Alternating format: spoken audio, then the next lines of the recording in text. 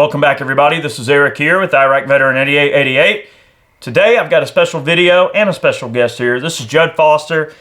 Judd and I have known each other quite a long time. We were actually just talking about this the other day, how, we got started on YouTube and everything, coming up from the early days, and their company growing from the early days.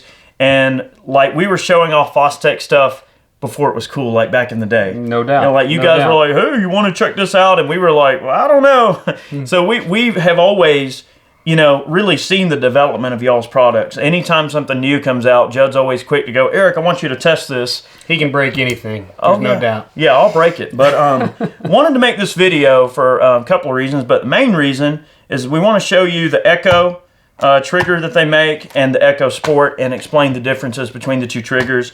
In case you guys don't know, the Echo is a trigger that is pretty dang neat. Okay, you get a single shot per every action. Okay, so you squeeze the trigger, you get a round. You release the trigger, you get a round. Okay, pretty interesting concept. Okay, it's not a bump fire type thing. It's its own entity in terms of the way this trigger operates.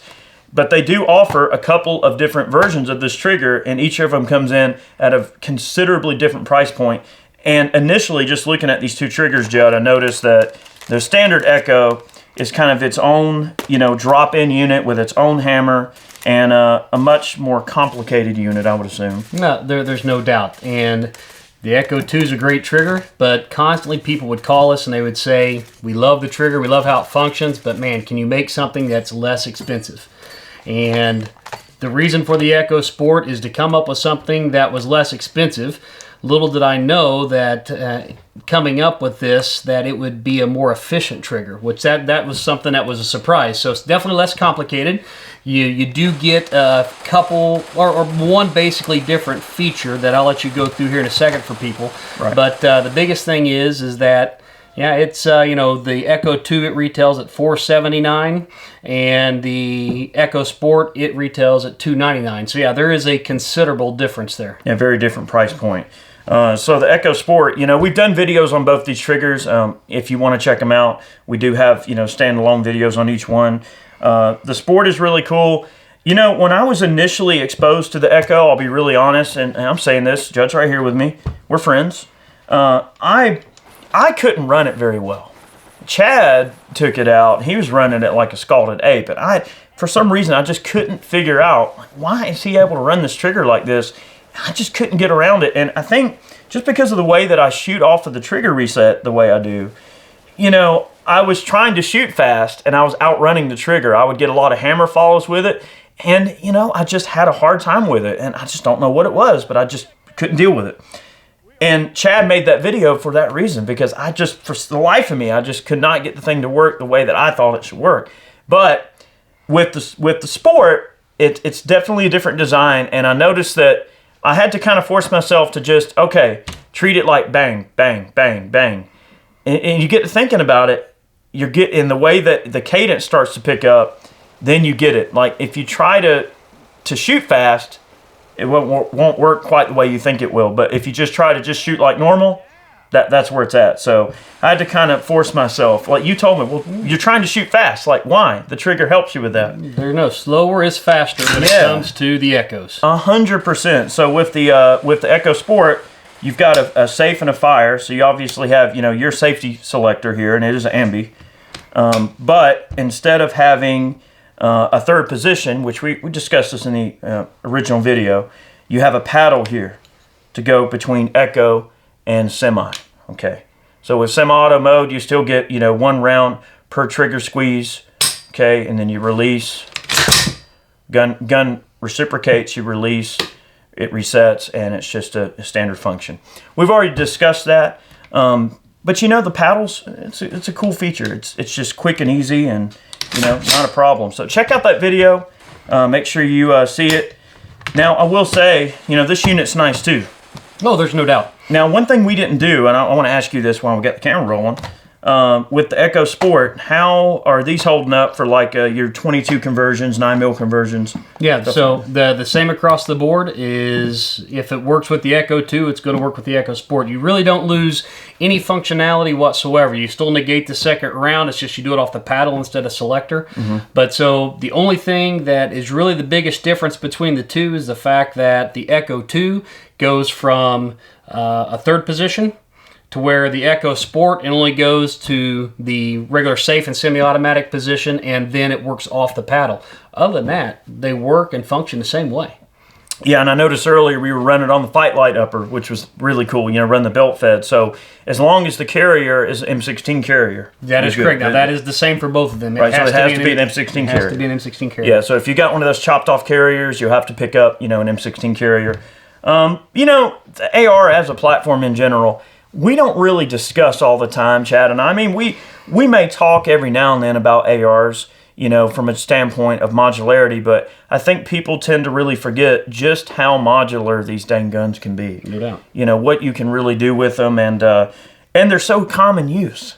That's the thing about it. The AR is a common use rifle, and I think a lot of people tend to forget just how many of these rifles are out there, and it's such a common use firearm. I don't want this video to get political, but we're going to make it political for just a moment. Now, because I was looking at the recently published FBI statistics between 2014 and 2018. Every so often they republish crime statistics as they, put them together and everything. And I think statistically at this point, your child is more likely to choke on grapes or get killed with a hammer than they are one of these rifles. So that's comforting to know that, maybe we need to go to the grocery store and shoot the piles of grapes with these rifles. It might be a little bit safer for everyone. And, we have to watch out for those tactical clothing people are wearing with those carpenters and those belt loops on the pants there, because that thing can hold a hammer. And, I don't know, that guy walking down the road with his painter breeches on and a hammer hanging out, he's probably up to no good. I digress, but I just wanted to, I always like to mention that statistic a little bit. But all right, now these are your magnesium uppers and lowers. Correct. So what you're looking at there, both of these are the FosTech Eagle rifle, has the magnesium upper, lower, and also the magnesium light rail. And so straight out of the box, when you get these, they weigh just over a little over 5 pounds. And that's without even trying with a light barrel or a lightweight bolt carrier or anything like that. Yeah, so you could trim some fat on the barrel, and Absolutely. Put a skinnier barrel in it. Yeah, I like the way these point, and I was mentioning earlier, I do like the fact that this whole area here is, you've got your M-lock, but it's also kind of void of rail sections, so just really slim and easy to hang on to. And then the way these rails are here, it's just really convenient to be able to run a little bipod or a light or something. And you got your QD points there. Absolutely. You got a QD. I thought I saw. On yeah. the Okay. list, on the So back. yeah, you use these MFT stocks, and I've never really messed with them that much, other than on the Origin. But I just now noticed that earlier we had a sling on the rifle, and I realized that there was a QD there, and I didn't notice that on there. So that's cool. Yeah, ARs are one of those things, and I think that the Echo style triggers like these, they really are kind of next level, because it offers a functionality that, let's face it, that not everybody can fork out 30, 40 grand for a real transferable machine gun. And this isn't a machine gun, because the definition of semi-auto is one action produces a round, a trigger pull, right? So one trigger pull produces a round, and you release. That's another action, because you have to release the trigger. You get another round. So it's still semi-auto. It's just really fast. Now, we actually had a video that Jerry Mitchellek and I made together where we did him shooting semi-auto just off the trigger versus me with a bump fire stock. And It's awful darn close. he's pretty fast. Okay, so I don't think it's a matter of how fast can someone shoot. How fast can somebody shoot accurately? And how well trained are you? How fast can you shoot? These devices help, but at the end of the day, a guy like Jerry, he's going to get you if he wants you. So no doubt. These go past the range toy thing and get more along the lines of an actual tool that can really help you out in a lot of situations. So really cool stuff. I wanted to have Judd here. We've been working with the Foster family for years, and they've always been great to us. And I really like the level of detail that you guys have to your products. And I'm not trying to sound like Billy Mays here, because I don't want to come across that way, but I love the Origin, and we've been following the Origin shotgun for Day one. Yeah, since day one. No doubt. I mean, I remember shooting the prototypes of the Origin, so it's really cool to see the Origin come full circle, and you guys really make a lot of really good rolling improvements to it. And I know, and you're gonna hate me for busting you here on film, but I got the camera rolling. One of the interesting features of the Origin is the modular magwell assembly. And I know that a lot of people have been wanting to know, like, when are we going to see, 30 cal magazine conversion? When are we going to see possibly a 7.62 by 39 conversion? The platform, as y'all have developed it, really does lend itself to being converted to a lot of really interesting configurations. So maybe that's something we'll see. I mean, I know it's an engineering feat to do that. No doubt. It is in the plan. I would say it's probably at least another year out. Yeah. It's still a ways, but the gun is designed to do that. There's no doubt. Well, especially knowing Dave and how let's just say anal retentive he is when it comes to engineering. No doubt. Like, he's going to go through and refine and check and kind of tune every single thing, and he's going to look at everything, and he's so Rain Man when it comes to that. Which every group has got to have somebody like that, right? I mean, when it comes to the way Chad and I are. Like, I'm the let's go do it kind of guy, and Chad is more of the, well, actually, let me get out my pen and paper, and he starts to get all, data and science and all of those things. He's starting to look like a weirdo scientist with that hair. Starting? Okay, he currently looks like a weirdo scientist, but, there you go. But the thing is, everybody's got that guy that wants to, like, improve, and I know Dave is very much... in that. So Absolutely. We'll see that the caliber conversions will be really cool, because that was my initial thought when the first time I saw an Origin shotgun. I thought, man, this will be really cool as a 308.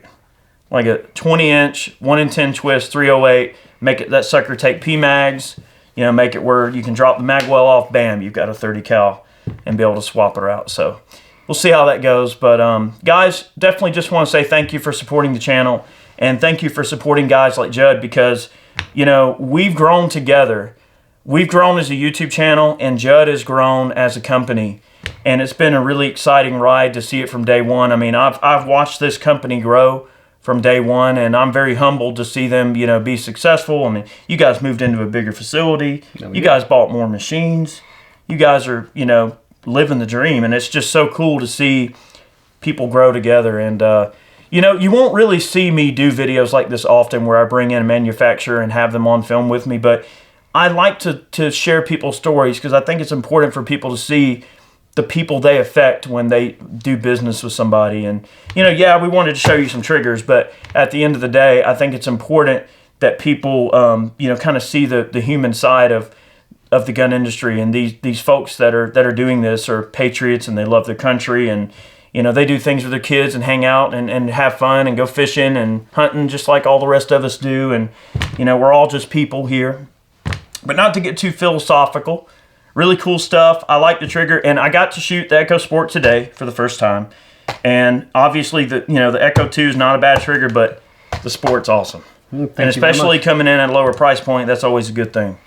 Well, to say the least, we think the same about you guys here as well. You've been with us from day one and have done great things for us, so we just say thank you. Absolutely. So before we leave today, is there anything on the horizons? Secret squirrel stuff, secret information that you want to divulge right here? Well, not necessarily secret. We've put it out there. It hasn't been officially launched yet, but there is a new trigger coming, and it... Just stay in the works for the AK-47. It will soon be the Echo AK. We'll hopefully start shipping here by December. So just a couple months away. All the fixturing's done. Parts are being cut as we speak. So it is done. So all of our cold weather comrades, all of our Cold War comrades will also get their Echo on. That'll be cool. No doubt. I'm going to be curious to see how you swing this one, because there's so many different variants.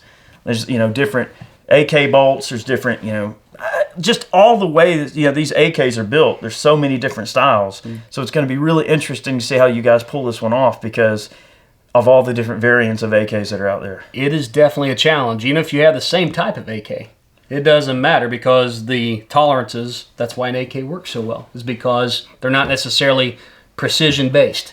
So it is a challenge, and I will have to ask everybody to be patient with us through the process. And as you get your Echo AK triggers, please give us feedback. I know you won't be shy about it, but we need to know what's going on out there, because just because it works in the shop doesn't mean it's going to work when it gets in your hands. So just please let us know. That's how that stuff goes. But I like testing stuff, and FosTech's one of those examples, guys. I mean, we've helped them test a heck of a lot of things that they've come out with over the years, and I'm proud to say, like, the origin that exists now, I'd like to say, is a direct relation to our involvement, and hey, this is the idea we like, this is what we don't like, and really just helping them tweak it and help them test it. And we've broke a few. Yeah, we've broke a few. And we really enjoy it. So guys, thanks for watching today's video. We hope you enjoyed it. We're just kind of going down memory lane here. Y'all can go, but definitely want to thank Judd for hanging out with me here today. And thanks for having us, brother. Thanks, pal. Yeah, man. And we've been making some fun videos, so you'll be seeing those soon. And definitely want to take a moment to thank all of our Patreon supporters who support us on Patreon. Thank you very much. Also, folks who purchase man cans or t-shirts, such as the one I'm wearing, or hats, such as the ones we're wearing over on Ballistic Ink.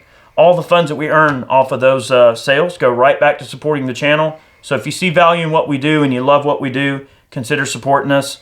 And I know lots of folks appreciate it, and lots of viewers appreciate it. So thank you for watching. We really appreciate it. Many more videos on the way, tons of stuff. Can't wait to put it out. Chad and I have been filming like absolute madmen.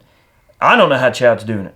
He's I don't know. There's got to be a clone of him somewhere, because all this stuff we film, Chad has to like relive it over and over. He has to do it twice because he's got to go back and edit it. So it's been a challenging year. You know, we've been very busy this year. Very lucky to be staying busy and to have what we do in demand with our viewers. So, you know, by continuing to watch our videos and support our channel, that lets me know you're liking what we're doing. So keep watching, keep sharing, keep commenting. All of that helps our engagement overall. So thanks for being a part of that. Many more on the way. We'll see you next time.